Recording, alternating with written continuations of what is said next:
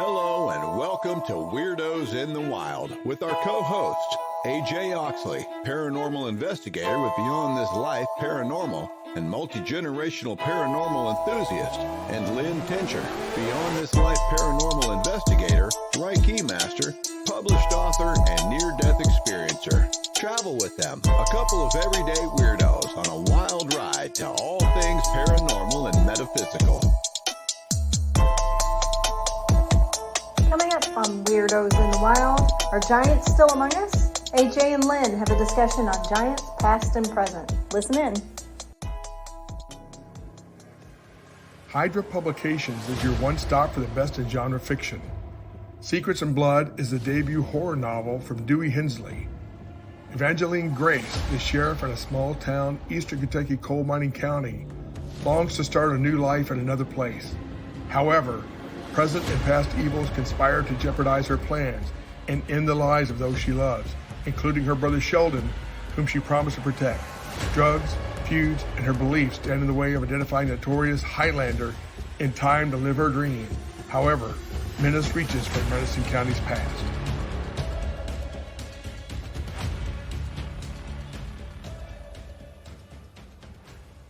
Do you struggle with depression, ongoing medical issues, or have you experienced past trauma? If you have, please consider the help of energetic healing. At Dragonfly Pond Holistic Services, we utilize Karuna Reiki, crystals to align and heal chakra function, meditation, and sound healing to address these issues and help you in your healing process. To learn more about energetic healing and how to contact us, visit our website at dragonflypondenergy.com.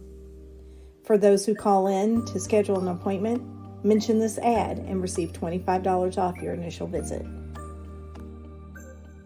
Welcome back, everyone, to the latest and greatest episode of Weirdos in the Wild. My name's AJ. And I'm Lynn. And today we've got a great show for you. We're going to talk about, well, the opposite of what we've talked about before. We talked about little people. Today we're going to talk about giants through history and what they mean, what the beliefs are of different cultures, and, do they still exist today? But first we want to remind you, please go to our website, and if you would please take a look at signing up for our Patreon page. That would help us continue to grow this channel and grow our content. Speaking of content, if you have something that you would like to share with us, a story, it's something that is just weird that's happened to you, something that is definitely paranormal or ghost involved, we want to hear about it. Scary or not? Scary or not, we want to know. So go to our webpage at weirdosinthewild.com. And also, we're still putting together questions. One of our goals is to have a question and answer session that we do coming up soon of just your questions.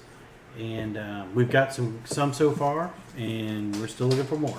Let's get into talking about giants. Well, giants have been mentioned throughout history, and depending on your beliefs, and those beliefs may be based on religion or other beliefs that persons may have, like the old earth theories, or beliefs of Native Americans. Giants have been around for a long, long, long time. We know, I think most people know the story of David and Goliath that's in the Bible. And, David took down the giant, which was Goliath. That's right.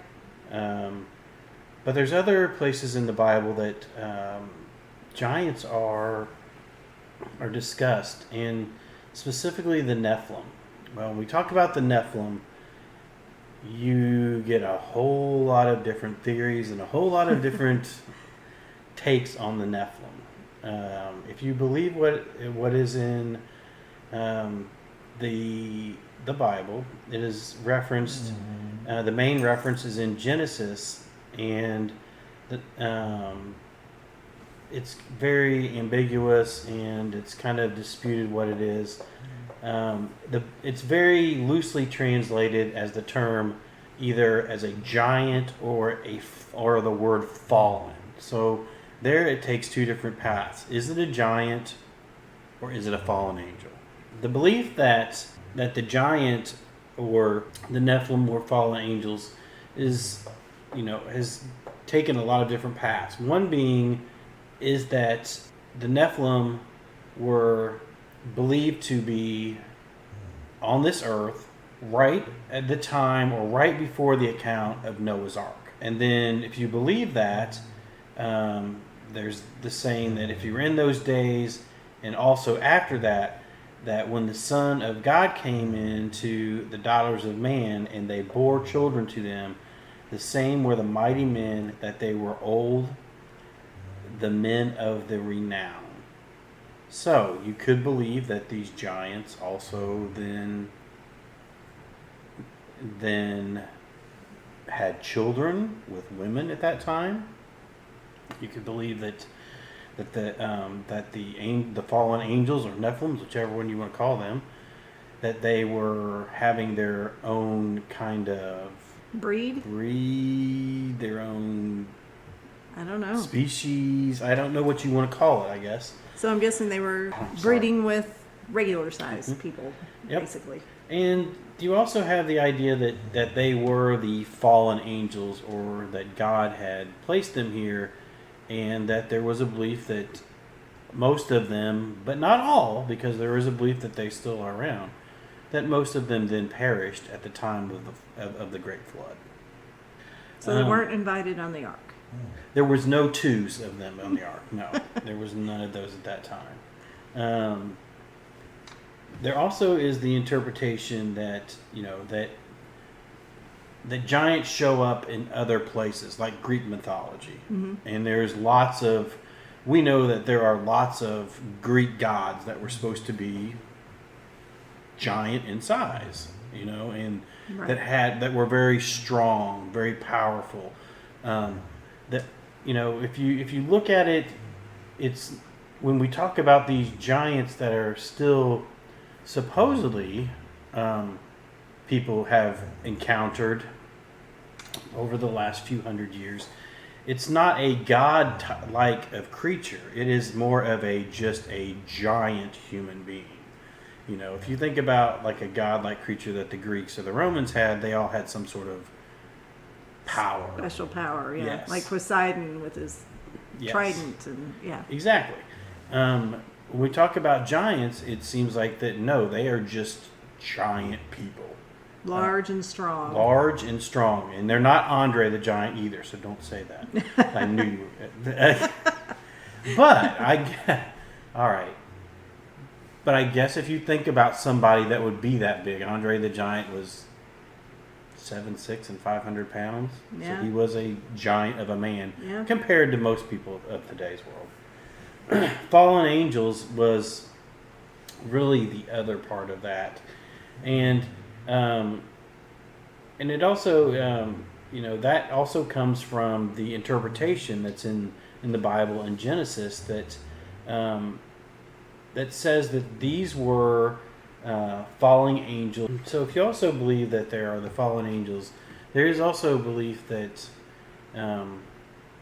if you all have been listening to this podcast, my second favorite thing to talk about is Bigfoot, besides ghosts. There's also the belief that the Bigfoot are the Nephilim, and they're the Nephilim that still are part of what is on Earth today. There is that belief that they could be fallen angels, they could be demons, they could be from another dimension and come and go through dimensions, or they could be that creature that most people want to talk about that we just don't know what they are. But that is also another belief of the Nephilim.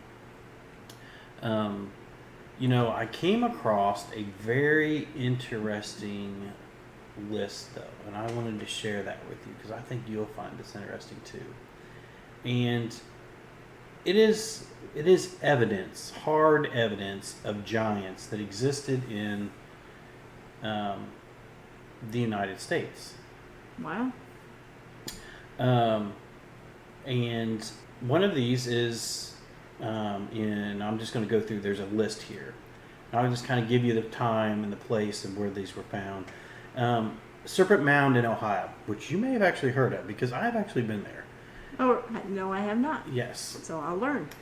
So Serpent Mound is in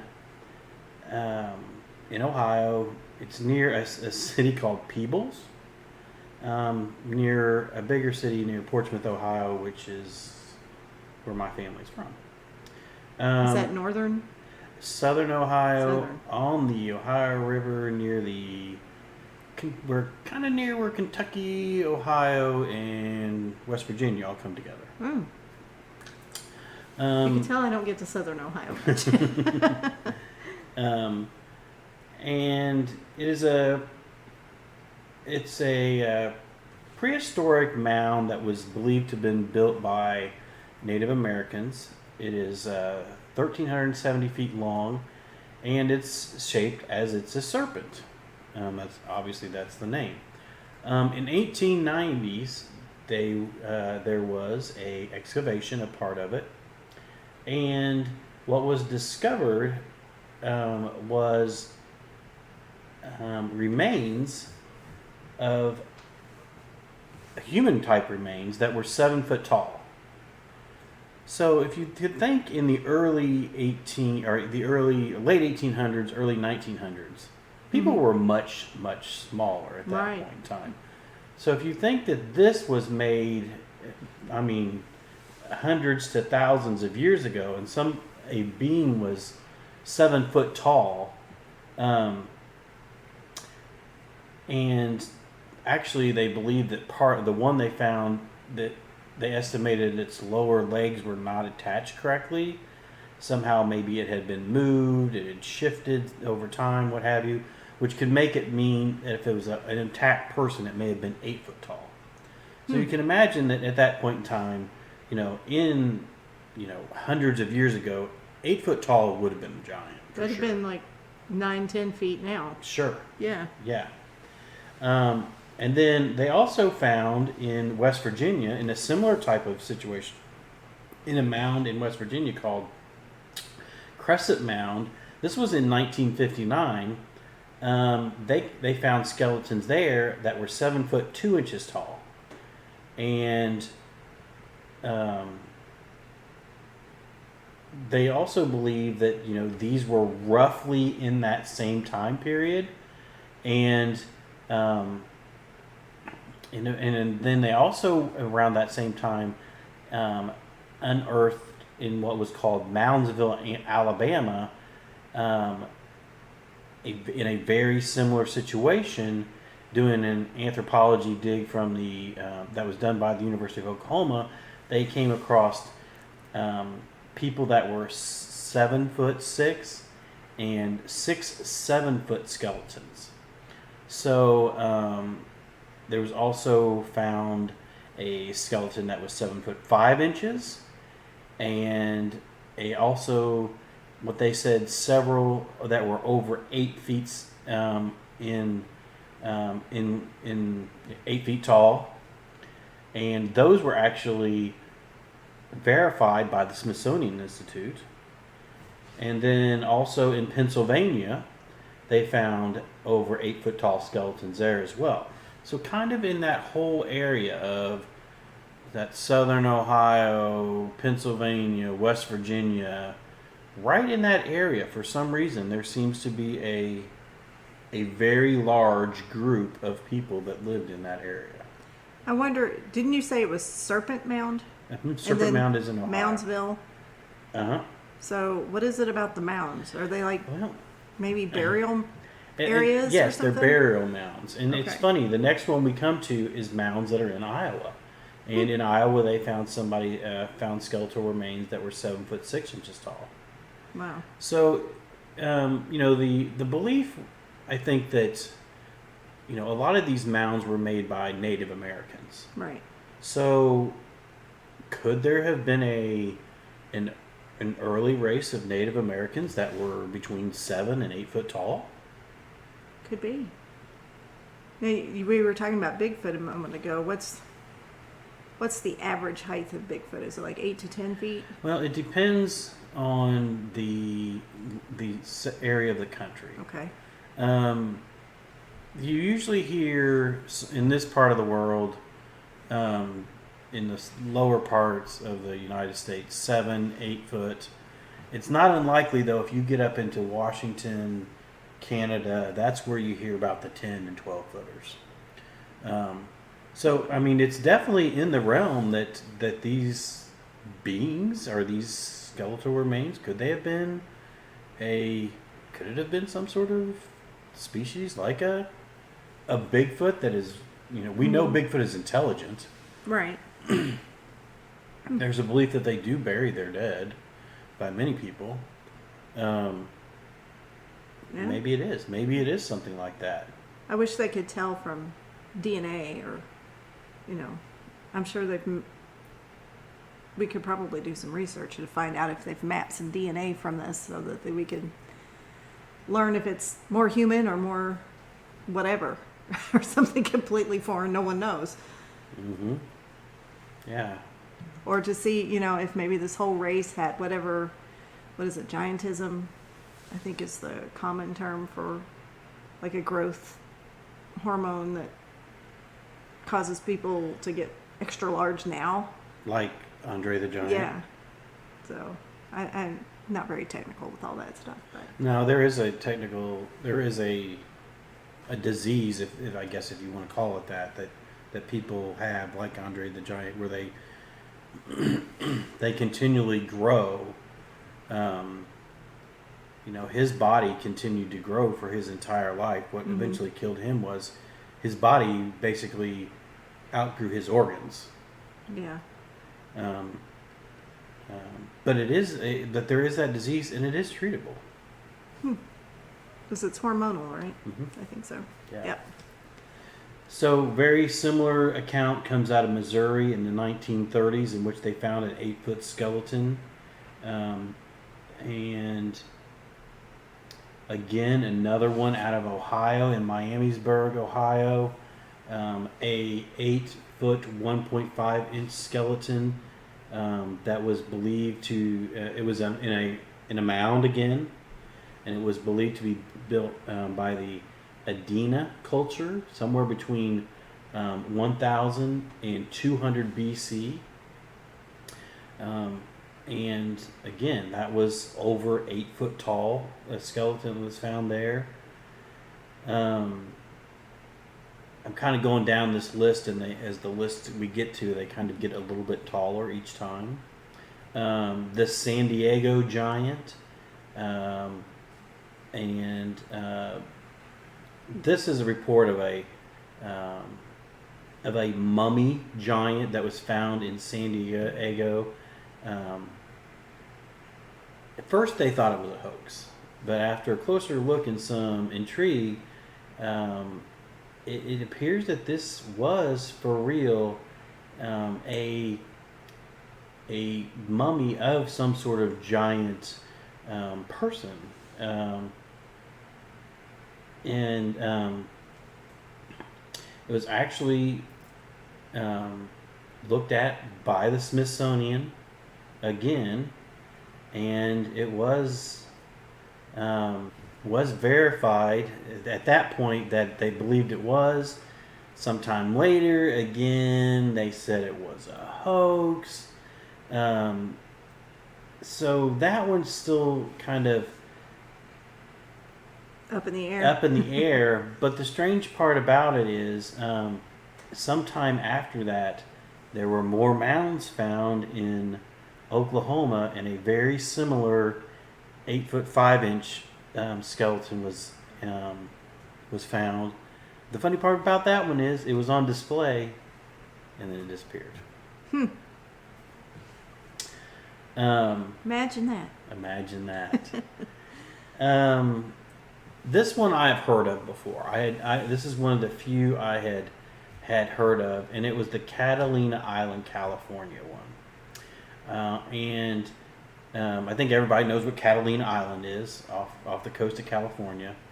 And an archaeologist there had collected this was between 1919 and 1930. An amateur archaeologist, his name was Ralph Gilden, and he was collecting skeletons off the island. And he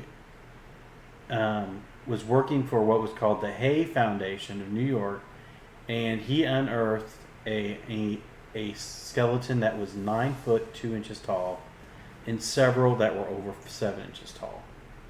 They were over what? 7 Or inches? 7 feet. I said 7 inches. 7 feet tall. Sorry. So, and then after that, there was some other beliefs that what he was uncovering were actually Native Americans.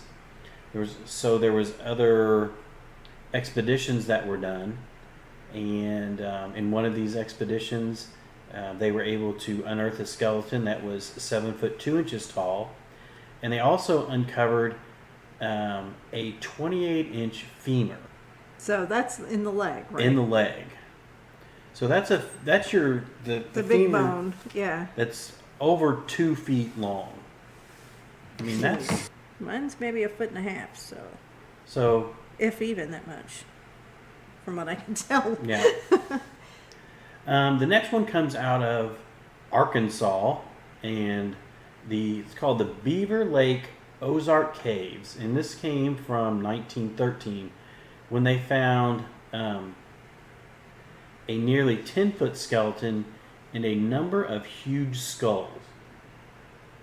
There's actually some pictures of these skulls, and they look, I'll show them to you here, very, very Neanderthal looking. Right, with the large chin, smaller head for the brain, I guess. Mm-hmm. Wow. I'd like to see that like next to a human skull, and then next to maybe a gorilla or an ape or something, just to see if there's any similarities. So it says here that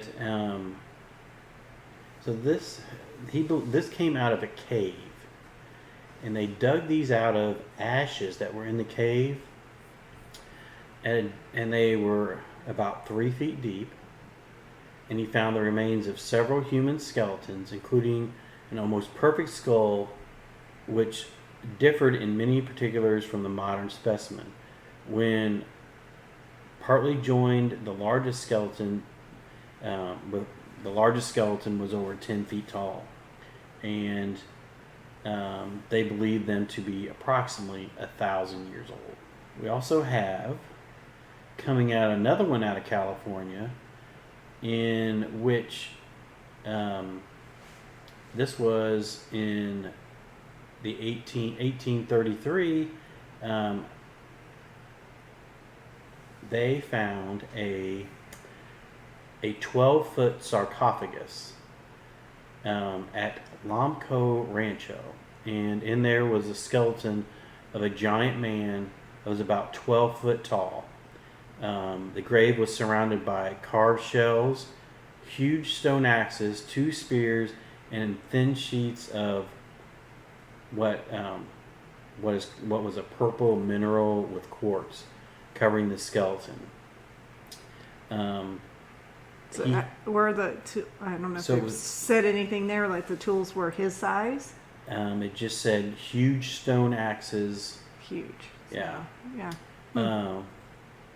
They said that he was covered with unlegible symbols. He had double row of teeth on both the upper and lowers. Wow. The soldiers that found this consulted with the local tribe of Indians, and they believed that this came from a displaced Allegheny Indians from the Ohio Valley. And I'm sure I butchered that, but it's Allegheny Indians. That's pretty close to home. Yeah. So here's another one that's really close to home. Really close to home. Uh-oh. 2 further 12-foot examples were reported in Jeffersonville, Kentucky. Ooh. That is really close to home. You could throw a rock to it pretty much from here. The New York Times reported that on May 22nd, 1871, in the Baynard, Missouri, the Providence Evening Press in September 13, 1883.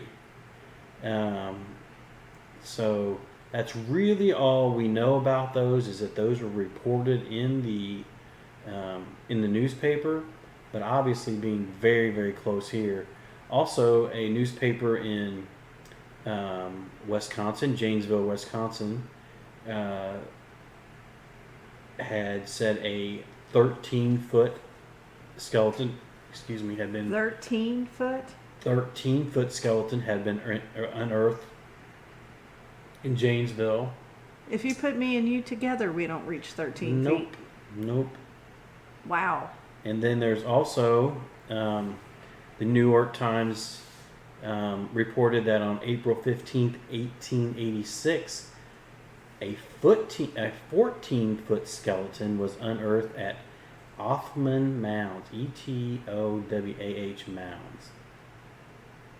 Now, I've been reading some articles on 10-foot tall aliens. So could that have been, I'm just thinking out loud, I know we don't have any answers, but could that have been like aliens at that time? I wonder. Possible. Of course, you know, I don't know what an alien would have looked like. At that Well, you know, there's that. we hear all the stories. What is it? They say there were 53 known. Is that what it is? 53, 57 different aliens. Really? Known alien types. I They're didn't not know all that. the little short guys with the big heads and the big eyes. They're I just know the grays and the grays. the greens and. Supposedly, and there's but supposedly there's all those different ones. There's the one that's looks like the praying mantis. Yeah, That's the one that escaped.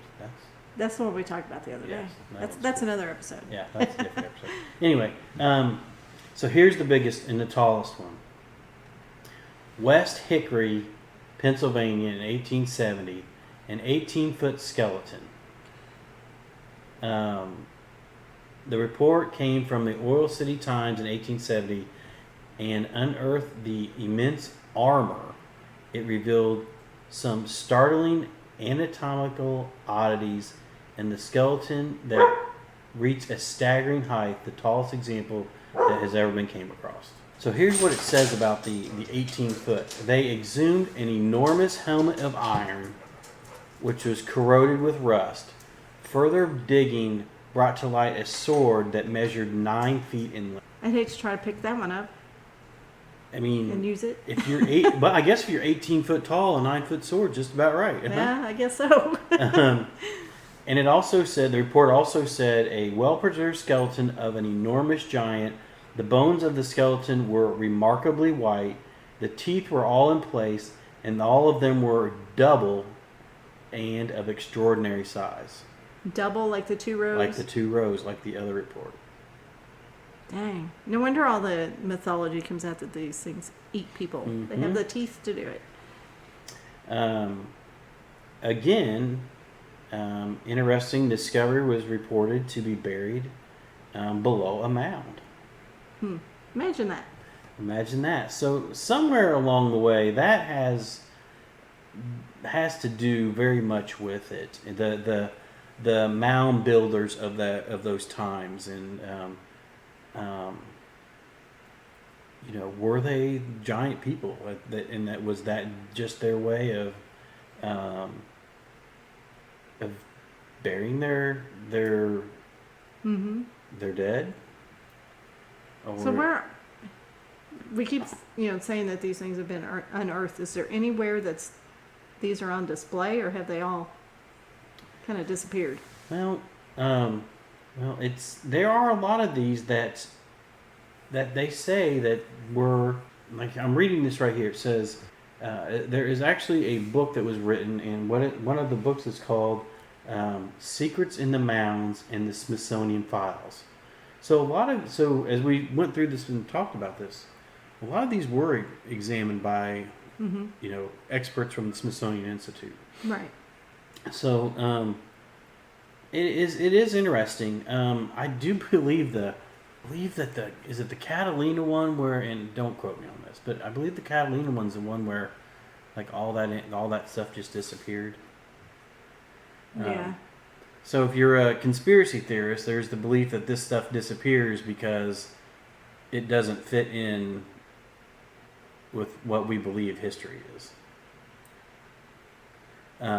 There is a belief still that that these folks, these giants, are still around today.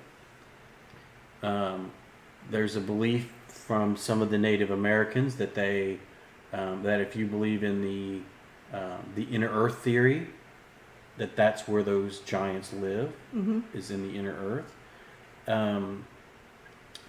There's also a couple of really interesting stories that have came out of the Middle East and the U.S. military. I heard two stories that are very similar, and I don't know if these are the same stories or not. But one of them is called the Kandahar Giant. And the story that I heard was that a patrol of U.S. troops went out and encountered this giant they knew that something was there. And when they encountered it, it was massive. And it was, for its size, was crazy agile. Like a Bigfoot, I guess. Yeah. But this thing was not like described as like a hairy ape or anything. It was described as a giant human being. And when it came out with a spear, as what you would consider like a primitive human being. Uh-huh. The story is that it speared one of the soldiers. And literally speared him and held him up on the spear. Oh my goodness. That's like a movie. Yes, very much like a movie. The story is then that the rest of the patrol basically opened fire on it and decapitated it. Oh, wow. There's another story very similar to this in that a patrol came across one of these beasts or giants or whatever you want to call them, and it came out of a cave, was very aggressive toward it. They killed it, and that one was then, the body was then taken from the mountainside to one of the airports, and was actually then put on a pallet. Mm-hmm. And it was believed that several people saw it. These people were told, you did not see this. You cannot talk about this. This is top secret. There are no pictures to be taken. Phones are to be put away. The belief was this creature was over person, whatever you want to call it, giant, was over 10 foot tall. The way it was curled up on this pallet, it's described as smelling awful.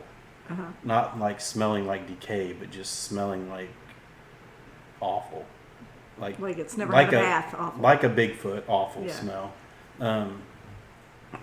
And supposedly that, there was that the soldiers that were there were, they weren't taking pictures, but they were comparing like their foot to its foot. Not even close. Its hands to their hands, not even close.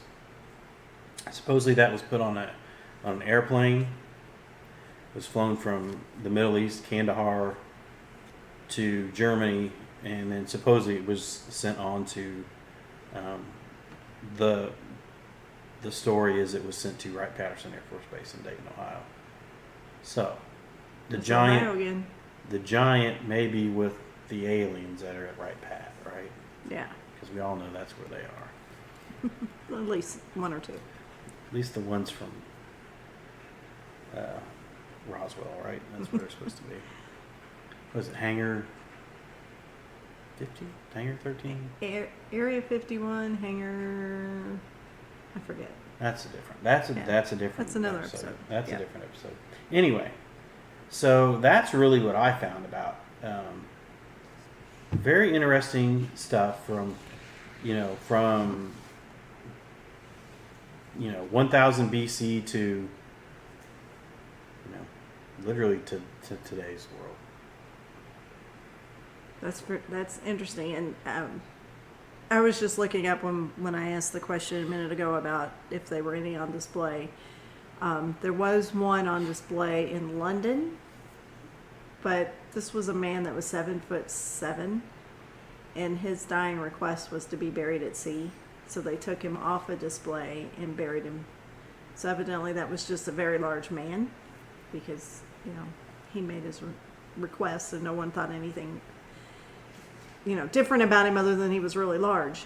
And then there were some articles when I was scanning that it was just like, there used to be somebody here, but they've moved it, so it's like everybody's disappearing. It's like, why is that? Were they really there? Who's saying they were?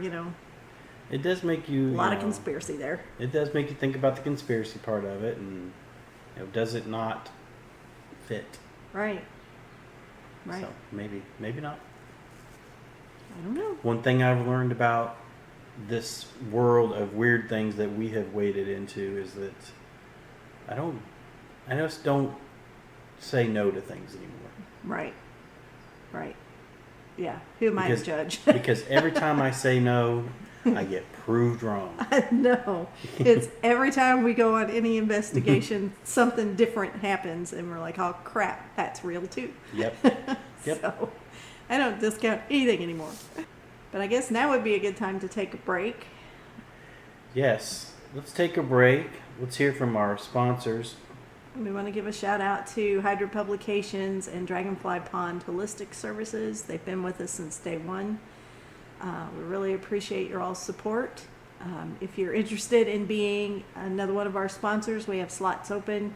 You can visit our website, and there's a link that can take you to the sponsor page so that you know where you could fit into our program and help us bring more weird stuff out into the world.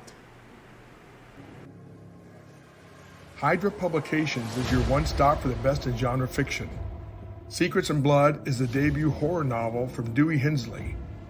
Evangeline Grace, the sheriff in a small town, eastern Kentucky coal mining county, longs to start a new life in another place.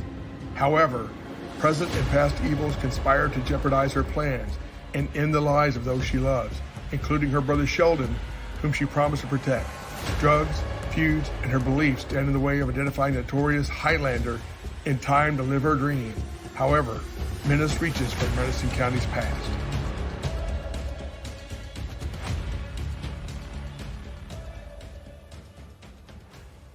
Do you struggle with depression, ongoing medical issues, or have you experienced past trauma?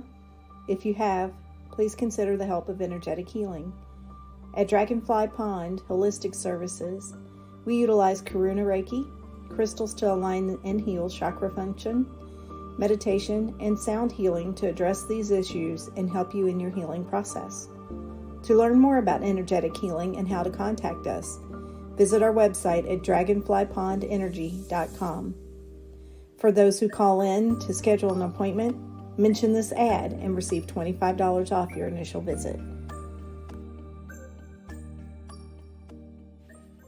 Welcome back to Weirdos in the Wild. Before we return to our program, AJ and I would like to take a moment to remember my brother John Tincher, co-founder of Beyond This Life Paranormal, and Alan Oxley, AJ's father. Both passed away just before we recorded our first episode.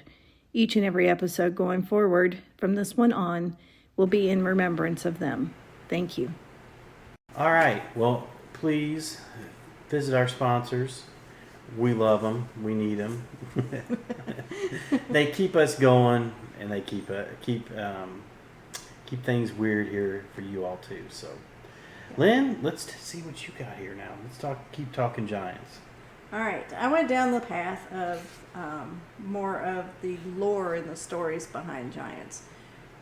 As we know, a lot of lore and folklore and mythology and all that could possibly have come from something true. Right. Because back then they didn't document anything, so things were told by word of mouth on the way down, and things might have changed along the way, like playing telephone, and you get a different word by the time you reach the end of the line of people. But anyway, that some of these things could have been so traumatic or unique that it carried all the way down from something that could have been true. I did find a Jack in Irons, which was a mythical giant of Yorkshire. He haunted lonely roads. So by haunted, I'm sure they mean that he just kind of hangs out in where there's not a lot of people. He's covered with chains, and he manages to somehow wear the heads of his victims. Oh, lovely. They said he wields a large spiked club, which is what, I see in my head. And cartoon giants, the big club with all the metal spikes coming out of it. But it says that his name might not be Jack, because Yorkshire folklore refers to Jack as a term for people that don't know their names, like we do John Doe. Oh. So, Jack and the Beanstalk. Yes. Jack was the little guy in Jack and the Beanstalk. But Jack in Irons is portrayed in the Mary Gentry series by Laurel K. Hamilton. He's described as Uther, which is one of the giant's names in his books. Uther was 13 feet tall, with a head that was more pig than human, and 2 curling tusks on either side of his snout. He was a Jack in Irons, but he used the name Uther Squarefoot. So, at least in this series, he was definitely an intelligent being. So. Isn't there a character in Star Wars that looks like that? The pig with the tusks Yeah. Isn't it when Rey is trying to get tokens or whatever, or food? I think he was in that. I don't know. Yeah. Or talking to... No. The one where they're talking in the restaurant. Is it when... Anakin or somebody talking. I don't know. I'm getting all my Star Wars confused. Yeah, I think it's when... Isn't it when... not Luke Scott... Han Solo is in the bar. Isn't there a pig type of creature? I don't know. I'm going to have to go back and watch I don't again. know. I'm sorry. I shouldn't have brought that up. No, every time I watch Star Wars, though, it's usually I'm falling asleep. It's funny when you listen to Star Wars, there are creatures that are like that in there. Yeah, well, they say Chewbacca was modeled after Bigfoot. Right. Which is why, for all of you out there, when AJ either texts or calls me, it's the Bigfoot scream, or what? Not Bigfoot scream, the Chewbacca scream. So, yeah, because he's the Bigfoot. Maybe guy. I need to get a real Bigfoot howl so you can do that. Yeah, I'll have to find that. They didn't have that on the ringtones. Have to make my own. That's as close as I could come for you there, AJ. All right. Then I found another legendary figure in English folklore who lived in a hermitage on an island that's now called Lindholm in the middle of Hatfield Chase, which is today located in metropolitan borough of Doncaster. There's a lot of different tales about him, that he was born a giant, and they thought that it meant that he was a satanic magician or a righteous monk. I don't know why a righteous monk would need to be a giant, but I guess just because of his size, they thought he was special or godly. I don't know.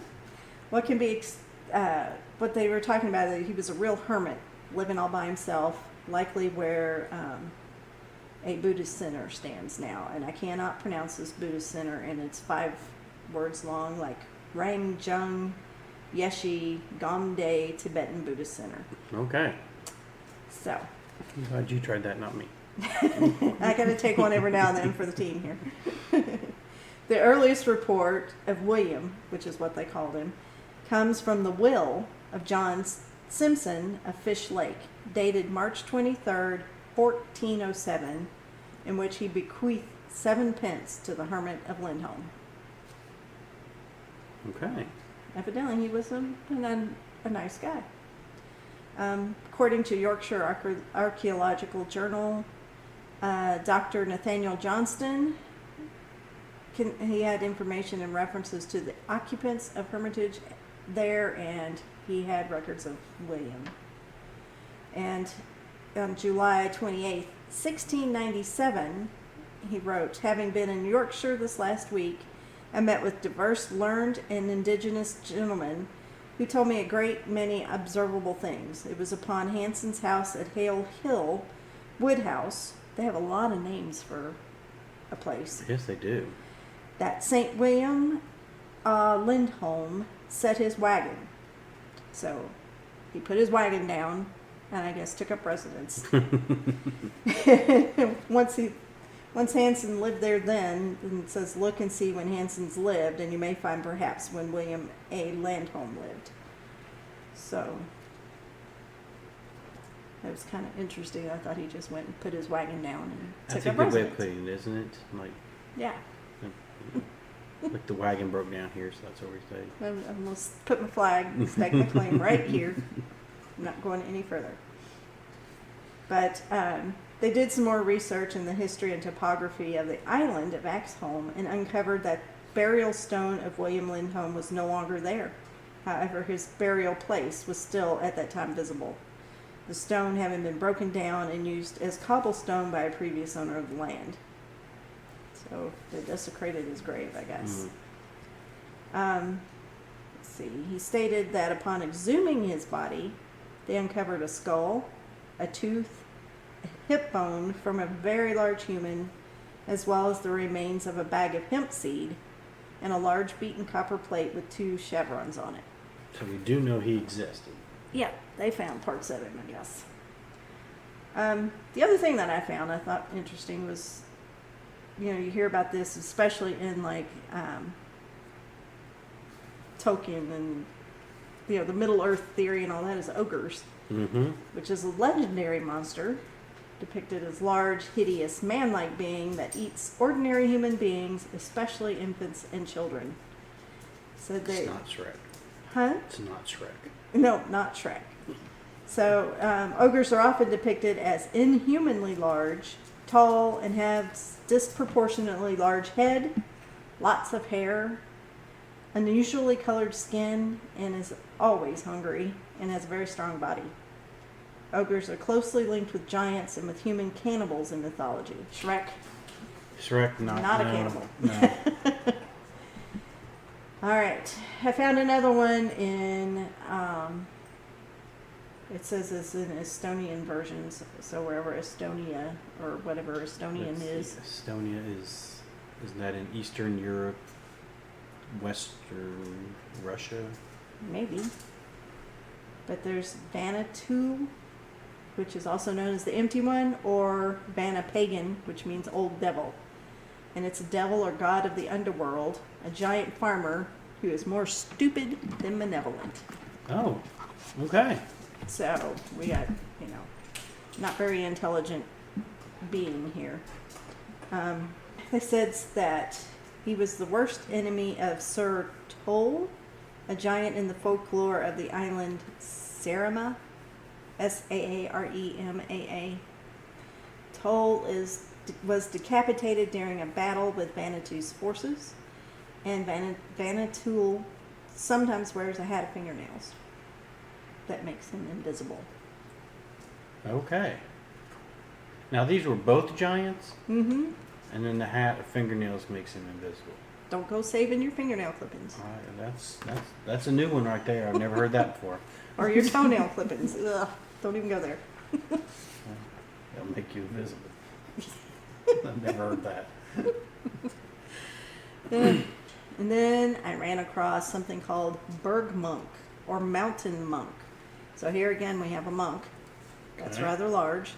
He was a mountain spirit in German folklore and is also known as Meister Hammerling or Master Hammering Guy. Master hammering dude. Yeah. So is he like Thor? I guess. hammer Is that, down? was that his weapon, I guess? I guess. Master Hammering Guy. But he was giant in size, had white hair, and fiery looking eyes as large as dining plates. The mountain spirits wear black hooded cowl as used by monks, such leading to his name Berg Monk. But every time I hear the word cowl, I think of Batman. That's how I learned what a cowl was Batman. So Okay. I go to Batman every time. Said he can also be dressed as a miner, and as such, he's called Meister Hammerling. So there you go. It's interesting that the European folklore is all, a lot of it is the monk. Mm-hmm. And then the American side, it was all the Native American. So Mhm. that's interesting that Yeah. And this guy, Bergamont, can also take the shape of a horse with a long neck and terrible looking eyes, and is also be able to become invisible. oh, he's a shapeshifter. Hmm. And, can disappear and hide from you. Like the fairies we talked about on another episode. The residents of Bergamot are in pits and mines in the mountains.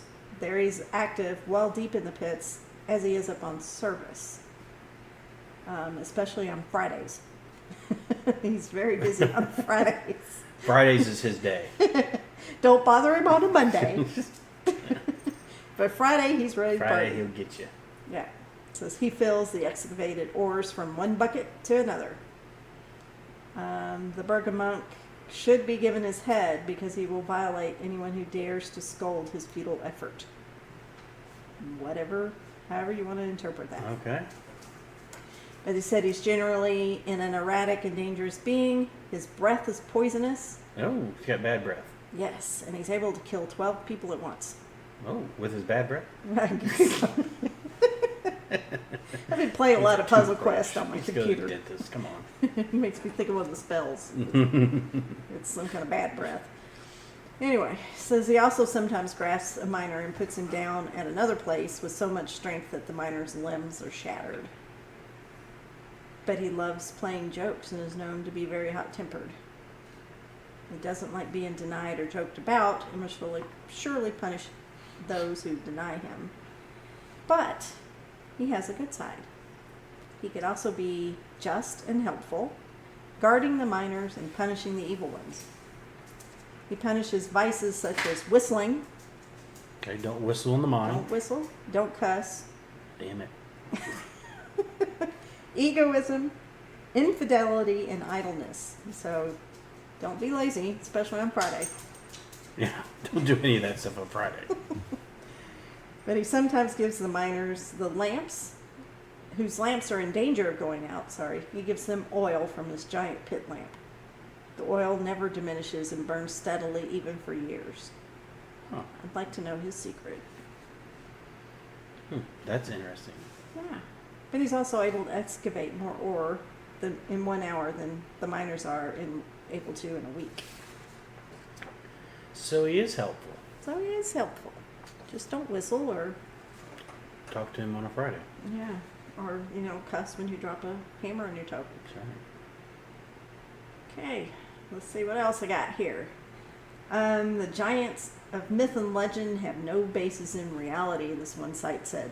Oh, It said human-like beings who grow to 20 feet or more are the stuff of fiction, and even far in the past, there's no evidence of hominins that ever got much taller than we are today. So, I have to throw in a little bit of the other side of the coin here. okay. It says some remarkable exceptions among Homo sapiens have existed, but those are but they are most often the result of hormonal disorders. Such conditions occur when the body produces excess growth hormone throughout life. Those who suffer from these disorders, as was the case for the tallest man ever, Robert Wadlow, continue to grow for years. Wadlow stood 8 foot 11 inches tall and made him a veritable giant to most of us. But he had little sensation in his feet and died from an infected blister in his early 20s. Wow. Yeah. I guess he's the person that you always see in the Guinness Book of World Records, right? Maybe. That's him, right? That might be why the name seems familiar.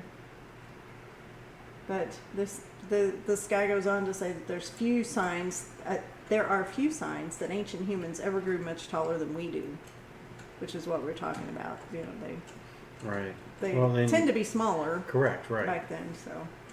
Right. And it says, if anything, ancient humans were shorter than we were. Neanderthals, which I found out, I do have Neanderthal genes in my DNA. We all probably do. Said that they stood on average several inches shorter than most humans. That explains why I'm short, I guess. I don't know.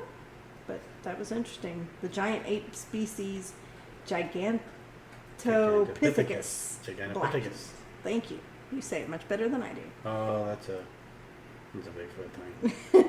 Gigantopithecus. Because a lot of people believe that's what Bigfoot is, Gigantopithecus. Could be. It sounds like something my grandson would say. But they said it stood up to 10 feet tall and died out just a few 100,000 years ago, meaning our evolutionary cousins existed alongside them. But it may be the closest thing that ever existed to mythical Bigfoots and Sasquatches. Mm. But today, this guy says, there's no giants. Such thing. There's no such thing as Bigfoot? Nope. Okay. According to him. I don't know. We did a whole episode. Our first episode, as a matter of fact, was on the Spottsville Monster. That's right. And that was a rather large being. And that's right. And someday, we are going to go Bigfoot hunting. So. Yeah. We've got a place. We've got a guide. I'm just waiting for the weather to cool off. And, that's right. And I'm going to soak myself in tick repellent. And we'll go. We'll figure it out. We'll see what we can see. And we'll have our own giant stories. Maybe.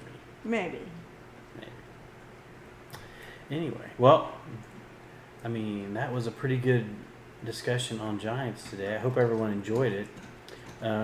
Just to kind of let you guys know, too, what's coming up.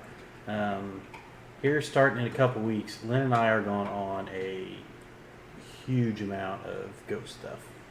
Yeah, our calendars are packed. It is packed. Which is a good thing. Which is a good thing. We're going to have a lot of cool stuff to talk about. We've actually still got something we haven't talked to you about. And we'll have that sometime in the future. Mm-hmm. And we've got some cool locations coming up. Yeah, we have Waverly Hills on our docket for later on this fall. Check. We've got Poasttown Elementary coming up here in just a couple of weeks, which I'm excited. We've been there before. We loved it. Can't wait to do it again. It is haunted. There is no doubt that place is haunted. No doubt. And then what else we got? We got Roars. Yeah, another one of another one of our favorites that there is no doubt it's haunted. So we're gonna do that. We're actually I'll give Keith Age a shout out. He's the rock and roll ghost hunter. He is doing a ghost hunting class that AJ and I are going to take and see if we can learn something more, because he has been doing this for a very, very long time. Since he was like 2, evidently, because he's not that old. Something like that. But we're looking forward to taking his class. We have an episode, if you're interested in hearing from Keith Age, one of our other episodes. He was our special guest. Mm-hmm. So hopefully we'll have some good things to be able to share from that. And then we're also going to the Bell Mansion in Indiana, which we can talk about. Oh, it's public, yes, so we can talk about it.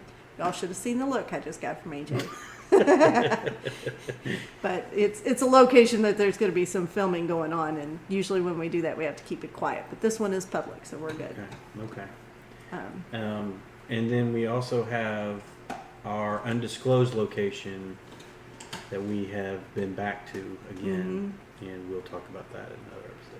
And then we have Debbie Joplin coming on an episode soon to talk about crystal healing. So we're going to do a complete different direction on our, I guess you'd call this more metaphysical than paranormal. So And we're the train looking forward to station. that. And the train station. Yeah, we're going to We have ghost hunting a lot coming up. And Yeah. we are loving it. And we are really looking forward to sharing it with you all. So, stay tuned, keep listening to our stuff. So We have a lot of ghost hunting coming up, and we are ready to go. Yep, I'm itching. It's We been a got while. some new toys that we are using as our and learning as we go with them as well. And so hopefully we'll be able to get some good evidence that we can share with you as well with that. Yeah, looking forward to getting Missy and Haley from Beyond This Life back on to talk about our private investigation. We brought a few other people with us this time, and we had a few things happen and some interesting things to talk about. So that's what we are going to tease you with and leave you with. So, all right, Lynn, take us home. Thanks for listening, everyone, and keep it weird, y'all. Thank you for joining us at Weirdos in the Wild. Please show us some love and support on our Patreon account at Weirdos in the Wild. Like us on all of our social media. And if you've had an experience you'd like to share with us, visit our site at weirdosinthewild.com. Until next time, keep it weird, y'all.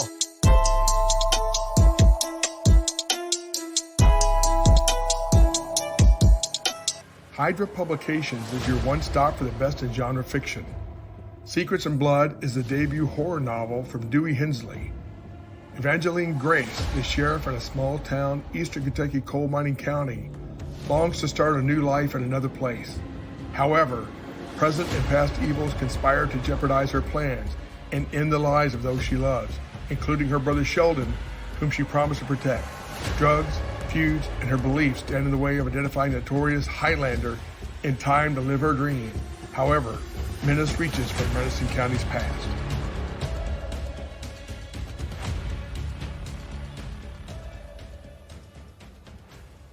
Do you struggle with depression, ongoing medical issues, or have you experienced past trauma? If you have, please consider the help of energetic healing. At Dragonfly Pond Holistic Services, we utilize Karuna Reiki, crystals to align and heal chakra function, meditation, and sound healing to address these issues and help you in your healing process. To learn more about energetic healing and how to contact us, visit our website at dragonflypondenergy.com. For those who call in to schedule an appointment, mention this ad and receive $25 off your initial visit.